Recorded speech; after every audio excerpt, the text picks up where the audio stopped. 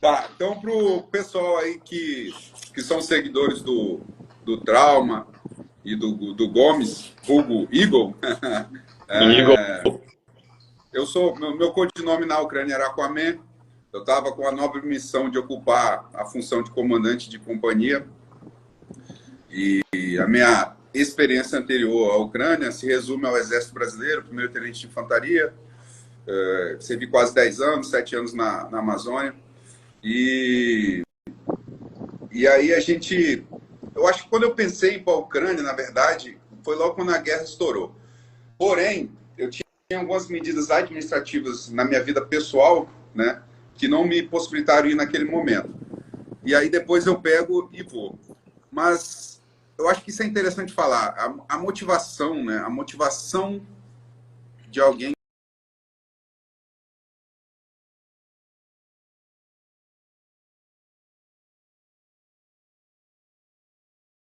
que quer ir. Depois a gente vai bater esse tema sobre motivação. E a nossa live vai se resumir a apresentar essa motivação e falar um pouco sobre esse retorno depois dos meses em guerra. Como que a gente absorve isso? O que a gente passa? Né? Como que isso mexe com a gente? Então, essa é a minha apresentação básica. Vou passar para vocês aí se apresentarem. Igor, tu é mais antigo do que eu. Segue a Vamos lá. conduta. Cara, eu sou veterano da Brigada Paraquedista, né? Atuei também na área privada, na área de segurança privada durante muito tempo. Sou instrutor de armamento e tiro há bastante tempo. E falando dessa motivação, eu sempre pensei em algo a mais. Essa vontade de querer aprender, né? De querer realmente ter essa vivência. Então, me despertou e eu não consegui mais. Eu não fui antes também por algumas questões pessoais, mas eu sabia que ia ser só uma questão de tempo para eu conseguir chegar. Mas é isso. Sou instrutor de armamento e tiro, veterano da Brigada. Sou formado em segurança pública e privada. E eu tenho alguns cursinhos aí para ajudar. E na Ucrânia desempenhou a função de líder de equipe, team leader. Sim. E lá na Ucrânia eu tive a oportunidade. Armeiro nas horas vagas, né? Eu tive essa grande, na verdade, cara, assim, eu ia me aprofundar nisso um pouquinho mais para frente, mas assim, isso para mim foi uma oportunidade muito grande, cara. Foi algo assim que não tem preço, tem um valor muito alto em poder receber essa responsabilidade. Nós estávamos falando de liderança. Para mim foi uma responsabilidade muito grande quando você falou, para eu assumir como team leader, e graças a Deus eu acho que consegui fazer um trabalho. É lógico, eu contei com a ajuda de pessoas como Trauma e outros companheiros que sem eles também eu não conseguiria, né, executar isso, mas foi uma grande responsabilidade, mas graças a Deus deu tudo certo. Eu era líder de um time maravilhoso, consegui atuar como instrutor também, e nas horas vagas tirava uma onda de armeiro. Tirava onda. Sabia muito. Então, eu tenho 13 anos de SAMU, sempre atuei na área de atendimento pré-hospitalar, sou formado como técnico em enfermagem, né? Instrutor de TC3, instrutor do TSC, embaixador e instrutor do Programa Americano de Defesa Americano, que é o Stop the Bleed. Alguns cursos fora do país, né, onde deu trabalho aí com a galera. O que me motivou para ir para a Ucrânia, na verdade, sou instrutor de tiro também, né, onde eu brincava. Marechal Malé. Sim. Fui o basicão do basicão, né, da artilharia. Servi como soldado sem nenhum problema ali, foi um maior orgulho também. Vindo de pai de família militar, né? Instrutor de tiro, tanto que a gente brincava muito, eu e o Gomes, a gente fazia umas brincadeiras, tô devendo umas flexão para ele ainda aí também. E é bom, apesar de ter ganho o negócio, né? Eu ganhei, mas eu tô devendo flexão. Mas voltando aqui, então assim, o que me motivou a ir para a Ucrânia, na verdade, em junho, foi um bombardeio que ocorreu em uma cidade em Limar, onde destruiu bastante coisa na cidade e pegou uma creche. E uma das reportagens do Instagram tinha uma criança de 5 anos que estava toda ensanguentada num banco, sentada assim, e eu fui procurar a fundo e vi que perdeu família, perdeu tudo, e ele tinha sobrevivido, né? E tinha morrido em torno de 22 crianças. Então eu botei na minha cabeça, poxa, eu sou da área de saúde, estou há 13 anos aqui, só vi a vida de tanta gente, por que que eu não posso botar em prática a minha vida como um paramédico, já que eu tenho formação de paramédico? Então, vendi carro, a família de um lado ajudou, outros criticaram, enfim. Fui para a Ucrânia, né, deixei família para trás, que foi a parte mais dolorosa, de certa forma. E chegando lá, conheci essa galera aí, servi como paramédico na minha equipe, depois fui promovido a médico de combate ali, né, o que conta nos nossos ofícios, né, após a saída na Ucrânia. Sargento Mor, ou Sargento Júnior, como é chamado lá. A única vez que eu fiquei de team leader, meu comandante disse que eu tinha função demais, era para eu sair, então, e eu não ia saber exercer essa função tão bem, e ele sabe o que ele está fazendo, então eu nunca critiquei, né, a função, mas tenho orgulho de ter sido um paramédico onde eu não medi esforço para salvar a vida de cada um deles, dos que eu salvei lá, e morreria por eles do mesmo jeito, e graças a Deus deu tudo certo, apesar de ter levado um tiro no capacete, né, quase ter morrido. Fiquei um tempo entre idas e vindas ali, de ir para o front ou não, com vômitos, entre outras coisas, mas foi isso aí. Foi a minha maior motivação ali, foi Thaís, e fiquei muito mais motivado quando eu entrei no 2º Batalhão Charlie pela equipe que eu tinha, que era a família principalmente o nosso esquadrão suicida ali, que eram pessoas mais próximas e mais fechadas. Obrigado por essa oportunidade. Com relação a essa questão da motivação, assim, ela é uma coisa muito individual. Mas, assim, basicamente, a minha primeira coisa é que eu não sou alinhado com as ideias russas. Então, quando estoura a guerra entre Ucrânia e Rússia, e a forma como a qual a Rússia conduziu, né, as ações e a motivação, aquilo para mim foi assim, se eu pudesse, eu queria ajudar a Ucrânia, porque a Rússia estava totalmente errada. E quando o mal surge, e se você pode fazer alguma coisa e não faz, se você pode, de fato, tem gente que não pode, mas se você pode e não faz, você está contribuindo para que o mal continue, que ele se espalhe, que ele cresça, e um dia pode bater na sua porta, porra, apesar de ser oceanos de diferença. Então, esse era o primeiro ponto. Parar a Rússia. O segundo ponto, claro que é o que eu amo fazer, é o que eu acho que eu nasci para fazer, e eu tinha vontade de me testar num combate direto, numa guerra direta. Caralho, porque eu não vou nem te cortar agora, mas termina aí. Porque o que acontece? Você imagina, eu fui formado para isso, servi quase 10 anos o Exército Brasileiro. Eu sempre fui um cara que tentei me aprimorar sempre me aprimorar muito. E estudando, fazendo algo a mais para poder entender todo o cenário. Eu tive alguns combates na Amazônia, sim, mas não é de intensidade como a gente vê uma guerra direta. Mas eu sabia que eu podia desempenhar esse papel, eu sabia, eu estava dentro de mim. Então, essa questão de querer testar, ela acontece. E então, a gente tem a motivação ideológica contra a Rússia, a gente tem aquilo que você nasceu para fazer, e você tem o fato de querer se testar também, né? Não foi nada financeiro, pô, nada. Tipo, nunca, né? O valor financeiro para o Brasil, beleza, é muito bom, né? Quando você transfere para o Brasil. Mas isso aí era o de menos, porra, era o de menos para mim. Tanto que vocês sabem quanto que eu gastei lá comprando materiais que a gente não tinha. Eu não trouxe dinheiro porra nenhuma, ficou tudo praticamente lá. E ajudando muita gente, não esquece disso, né? Já entrando nesse mérito da motivação, então, eu observava aquilo ali, da mesma forma eu falava, pô, mas isso está errado, cara. Esse cara não pode subjugar um país inteiro dessa forma. Não tá legal. E aquilo ali ficava, sabe? E quando eu via notícias, teve uma época que eu comecei a realmente viver aquilo ali. E eu sentia necessidade também, sabe? De querer fazer alguma coisa. Mas eu te confesso, assim, cara, eu imaginava que eu estava indo por qualquer outros motivos principais, mas assim, eu tinha essa necessidade de me testar. Eu tinha. Sim. Eu tinha essa necessidade. Já tinha participado de alguns confrontos aqui no Brasil, onde eu perdi colegas em trocas de tiro. Sim, já tinha participado. Mas era algo pessoal. Bom, vamos ver quem sou eu? Sim. Entende?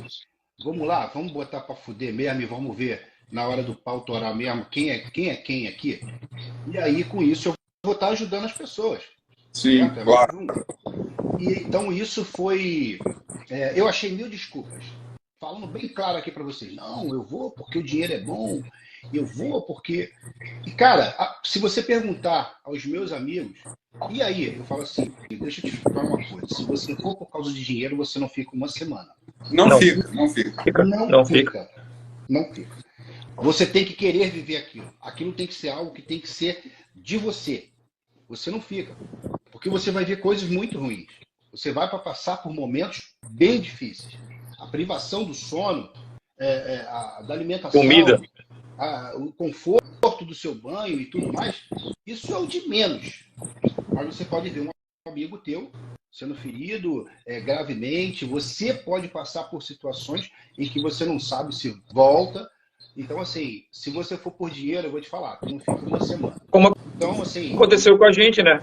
A gente perdeu o Ragnar, né? Então Exato. a gente perdeu um grande soldado ali, Viu do nada. outros.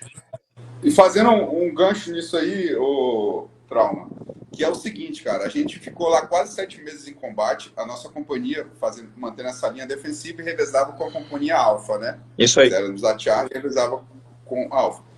Uma constatação de que a gente chegou num nível de excelência tão bom, foi a contabilidade das mortes entre as companhias, porque estávamos executando a mesma missão no mesmo lugar. Em 6, 7 meses, mortalmente, a gente perdeu um soldado. A Alfa perdeu uns 14. Um soldado.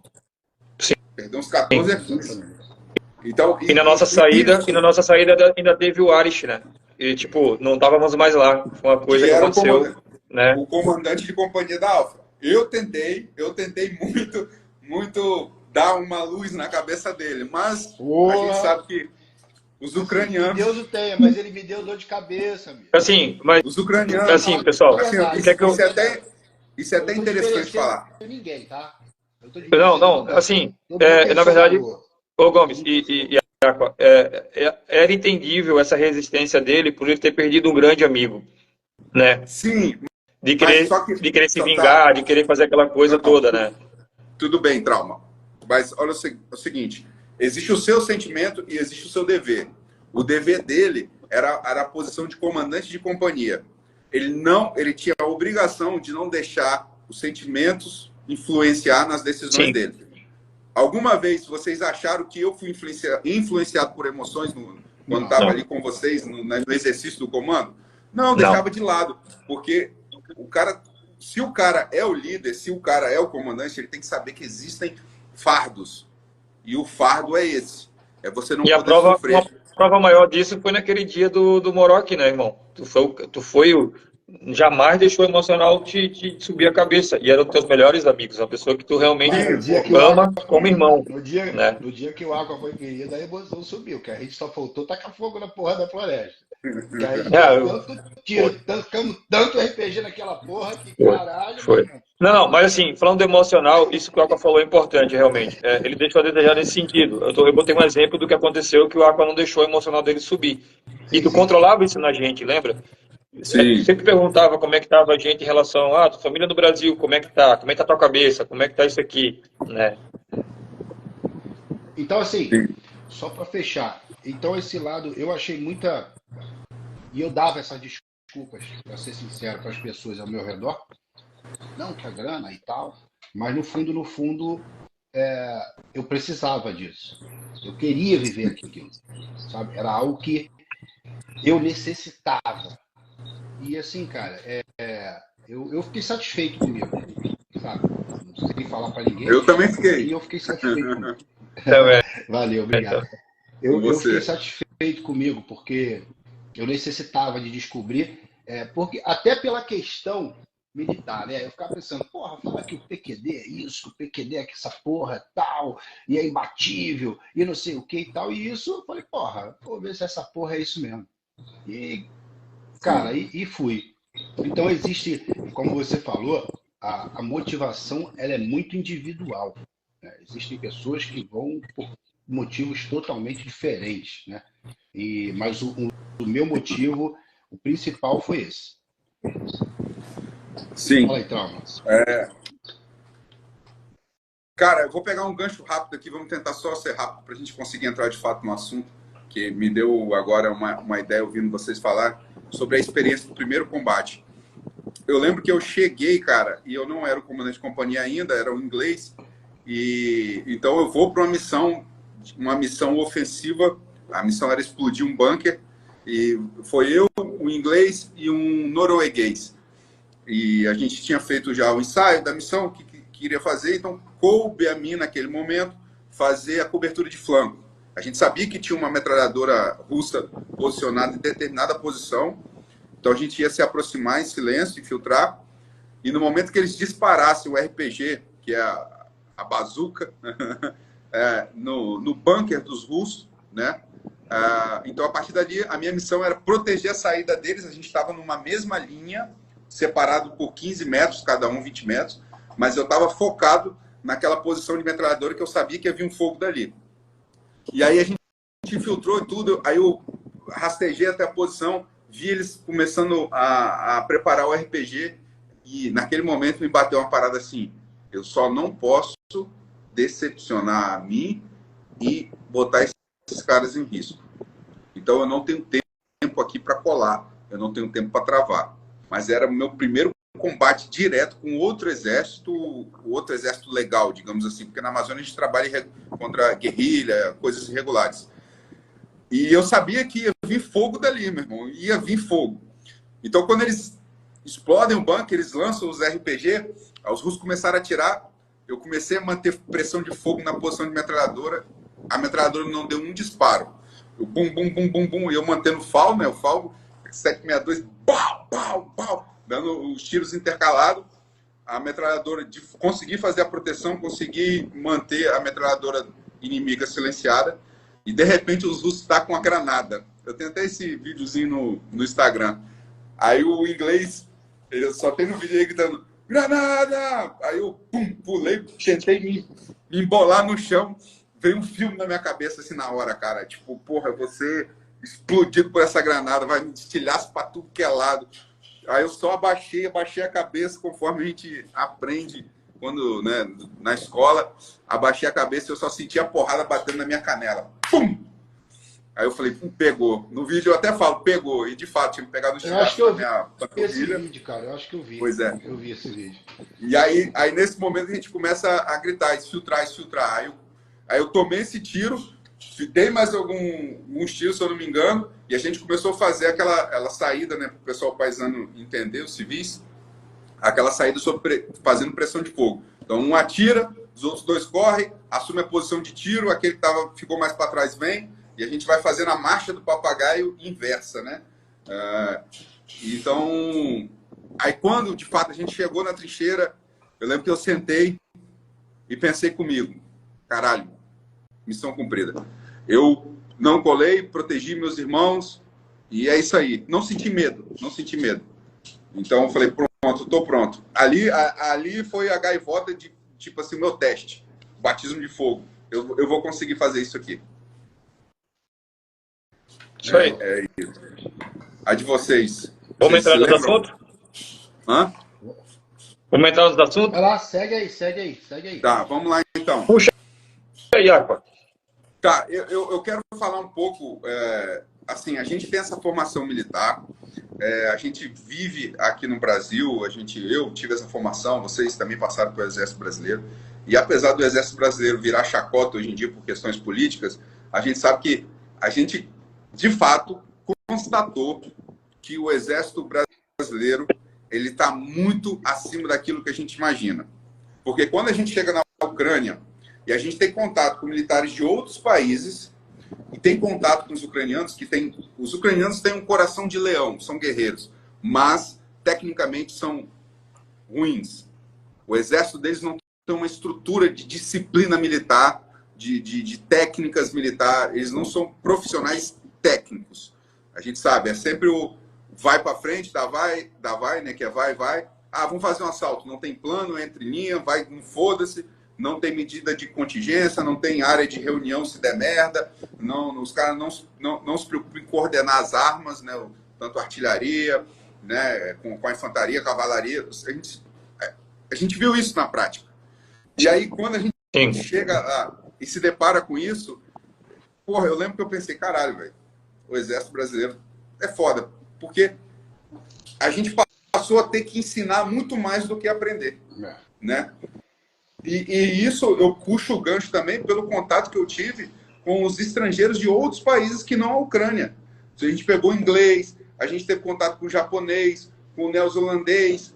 Cara, tirando alguns ali que eram extremamente profissionais, a gente via que apesar daquelas pessoas serem ex-militares no exército do seu país, eles estavam devendo muito tecnicamente.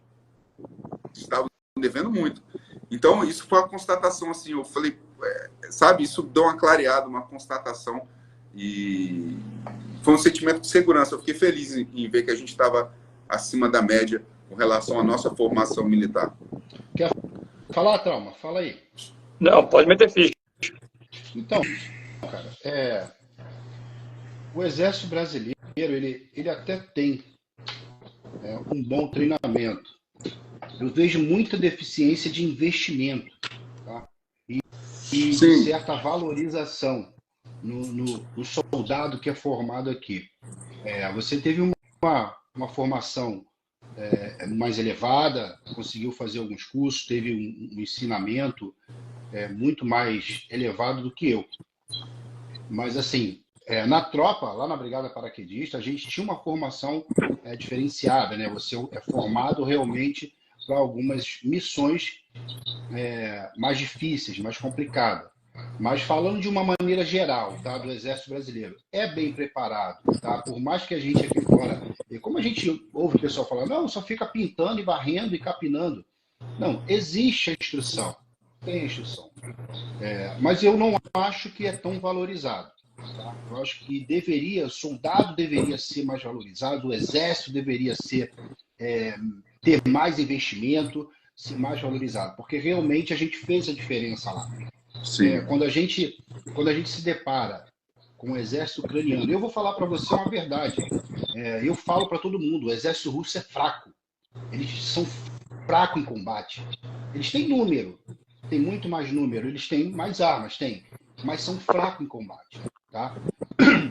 E a gente teve contato com várias nacionalidades, vários países, e a gente vê a deficiência realmente desses caras que serviram em outras forças, exceto aqueles que têm uma formação mais profissional. Que é o caso, só pegando o gancho, do exército dinamarquês, né? Já pegar o Smith aí. O Smith era um cara sólido. Um monstro. O Smith é um monstro. O Smith foi o cara que... Foi cirúrgico. O cara que eu vi operando a machine gun, assim, com a maestria. O cara ensinou, porra. Ensinou a gente, de fato. Eu aprendi muita coisa com o Smith. Tanto o Pinochet, por exemplo, como é que o Pinochet começou a operar a machine gun? O Pinochet falou, eu falei, você sabe operar? Eu preciso de um operador de machine gun. Aí você falou para mim, arruma alguém para operar machine gun. Se vira. Eu falei, beleza. Eu falei, meu irmão, sabe operar? Não sei não. Eu falei, Smith, dá instrução para ele. E assim, o cara não sabia operar, mas o cara é tão bom, o Smith é tão bom, que ele conseguiu fazer com que o cara virasse um operador de machine gun em curto espaço de tempo. Entende? Sim. Em curto espaço de tempo, ele transformou o cara num operador de machine gun, meu irmão. O cara começou a pegar pane e fazer acontecer. O Smith era... Mas, assim, eu tive contato com outros militares do exército dinamarquês e a maioria deles são bons. Então, ali eu vi a diferença do exército dinamarquês. O exército norueguês também. O grande problema que a gente vai falar aqui, cara, e que não é o tema da live, mas o que me deixou muito a desejar foi o exército inglês e o americano. Tiveram caras bons. A gente teve caras bons lá. O Sam... Mas não é isso tudo. Não é isso tudo. Sim, o próprio Bob, que eu trabalhei anteriormente, que era o antigo comandante. Mas, em regra, velho, os caras vinham... servindo no Afeganistão, no Iraque. Meu irmão, não dava. Era tecnicamente... Deixavam a desejar.